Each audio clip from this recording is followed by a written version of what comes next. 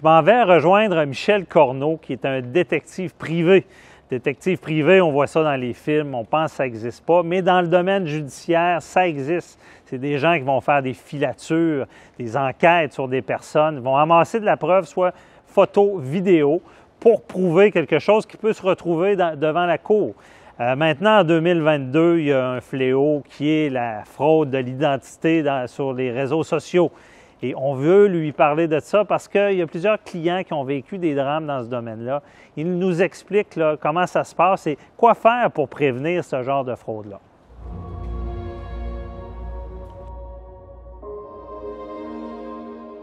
Michel Corneau, détective privé, bien connu au Québec. Il est ici aujourd'hui pour faire une filature à la firme. On attend un suspect qui va sortir de l'immeuble. Absolument. Blague à part. C'est ce que vous faites dans la vie. Vous faites des filatures, des enquêtes.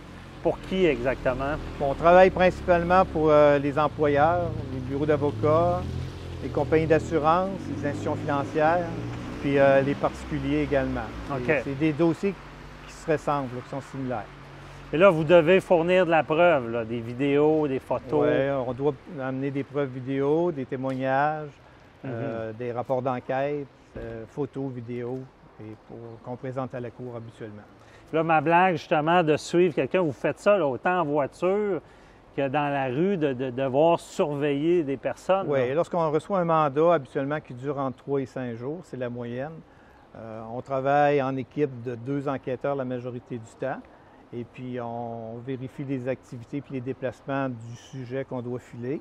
Et puis, on prend du vidéo, on prend des photos, on produit des rapports quotidiens de tous les déplacements, les adresses, les personnes que la personne a rencontrées. Puis on cible surtout sur le motif de la filature de l'investigation. Parce que c'est pas toujours pour les mêmes motifs. OK. Et là, aujourd'hui, on voulait se parler d'un fléau en 2022, là, qui est de la fraude d'identité. Et ça, vous avez un dossier là, qui vous a quand même marqué à ce sujet-là. Là. Bon, j'en ai plusieurs qui m'ont marqué en 42 ans d'expérience, mais celui-là me vient à l'idée. Ça doit, je pense que ça a augmenté, ces fraudes d'identité-là sur avec Internet. la venue d'Internet, c'est évident qu'il y a beaucoup de fraudes d'identité. Et puis c'est toujours dans le but d'aller chercher des sommes d'argent, des fois qui sont considérables. OK. Parce que c'est des gens souvent qui tombent en amour avec une personne qui est virtuelle. Virtuelle? Une personne virtuelle.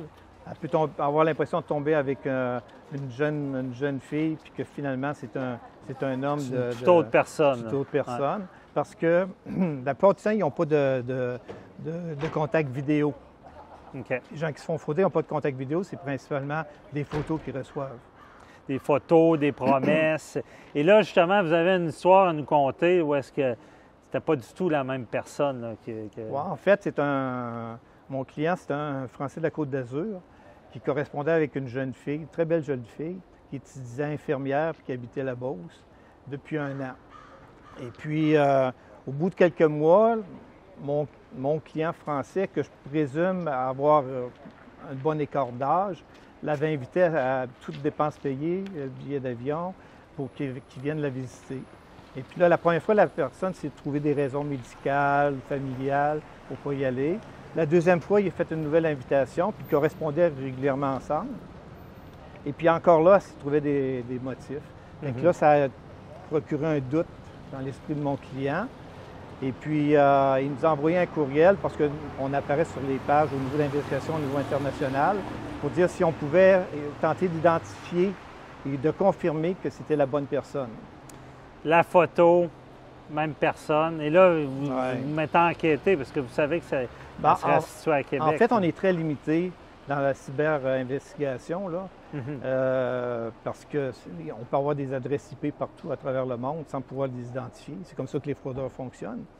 Mais j'ai dit, c'est quoi les éléments que vous pouvez nous proposer pour tenter de l'identifier? Là, il me dit, je peux vous envoyer une photo, photographiée avec une de ses amies. Moi, j'ai dit, une photo, tout le monde peut envoyer une photo. Il dit, avez-vous d'autres photos? Il me dit, oui. Il dit, j'ai une photo qu'elle m'a fait parvenir au moment où des premières neiges à l'automne, qu'elle a prises de son appartement. J'ai dit, ça peut être intéressant. Mais c'est risqué, mais ça peut être intéressant. Alors, il m'envoie la Et photo. vous communiquez une photo avec un décor Oui, au Québec. oui. Et là, il faut trouver... La photo, Où quand je ça l'ai pourrait reçue, je réalise qu'elle est prise d'un niveau d'élévation peut-être du 2e ou 3e étage qui donne l'intersection d'une rue. OK. On ne voit pas le nom de la rue, on voit l'intersection. Puis avec les flocons de neige, c'est romantique, hein? Puis après ça, parce que c'était le but de l'exercice. Puis après ça, une autre photo en arrière de l'immeuble, où c'est comme un terrain vague, et puis il y a comme un foyer, une place pour faire un feu de bois.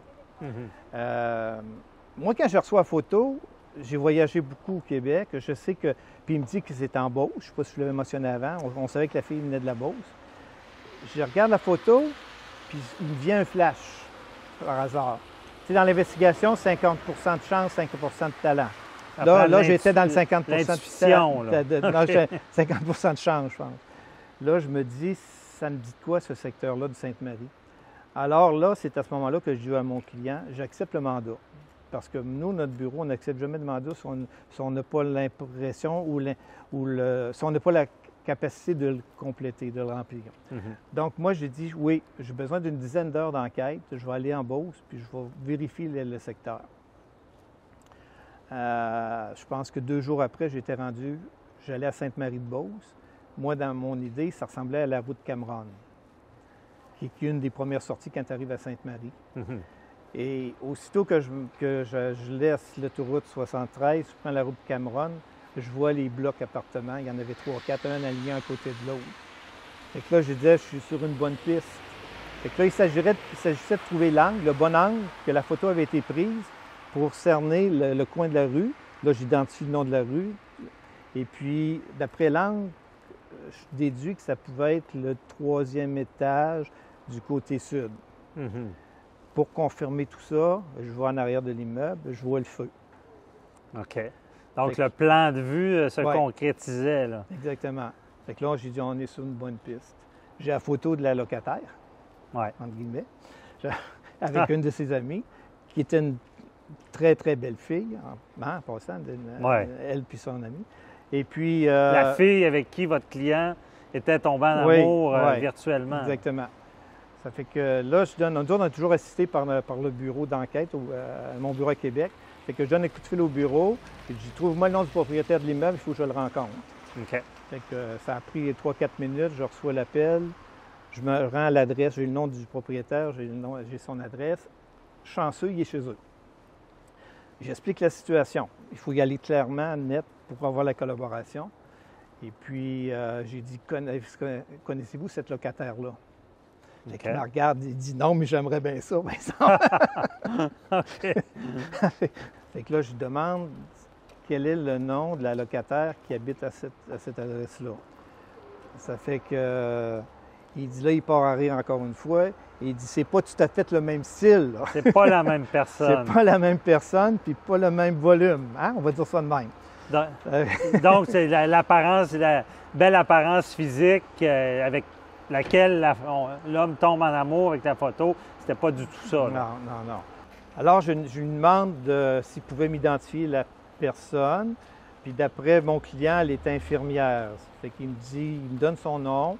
Puis il dit non, ma locataire n'est pas infirmière. Elle dit elle travaille comme commis dans un dépanneur au bas de la côte.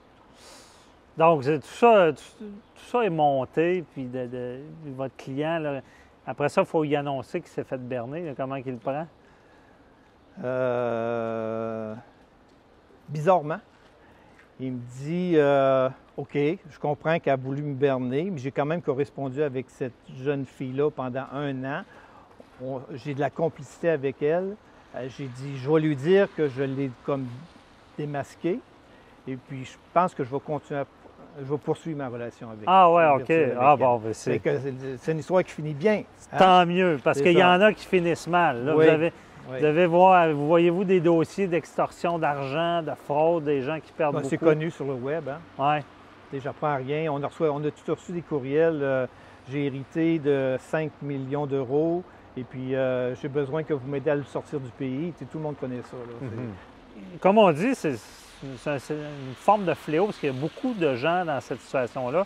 Qu'est-ce que vous leur conseillez là, si on n'est pas sûr de cette identité-là, déjà, est-ce que c'est normal de déjà, donner de l'argent? d'avoir une présence vidéo avec l'autre personne. OK. Tu sais, des photos, ça se truque ou tu peux me prendre une photo d'une autre personne, faire passer pour toi, mais quand tu parles en live, en vidéo, Ouais. bien, là, tu peux valider que tu es à la bonne personne. Mais encore là, tu peux parler avec une superbe de belle personne, tomber en amour avec, puis que la personne t'exploite pareil, là.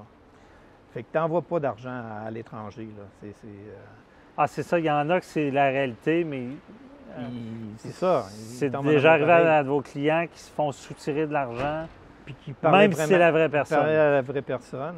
Et puis, à chaque fois, c'est toujours des mêmes raisons. Ma mère, il faut qu'elle soit hospitalisée, j'ai besoin d'argent, ou j'ai besoin d'argent pour telle autre raison médicale ou telle autre raison de familiale.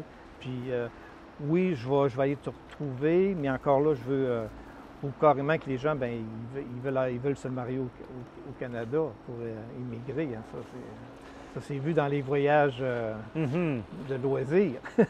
Ah non, c'est ça. Il faut vraiment. On n'a pas les destinations, mais on les connaît tous. Hein? Oui, évidemment. Parce que c'est sûr qu'avec l'expérience que vous avez, vous êtes avisé, comme on dit, mais il faut que les gens. J'imagine que vos clients, des fois, vous aurez aimé mieux les avoir avant, là, au début, là, avant que justement que ça soit des grosses sommes comme ça. C'est évident que s'ils nous avaient appelé avant de commencer à correspondre ou envoyer de l'argent, qu'est-ce que vous en pensez, M. Corneau? Je viens de rencontrer une personne à l'étranger.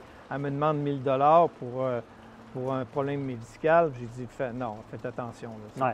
Moral de l'histoire, il ne faut pas avoir honte. Il faut poser des questions, du moins en parlant à son entourage. Ouais.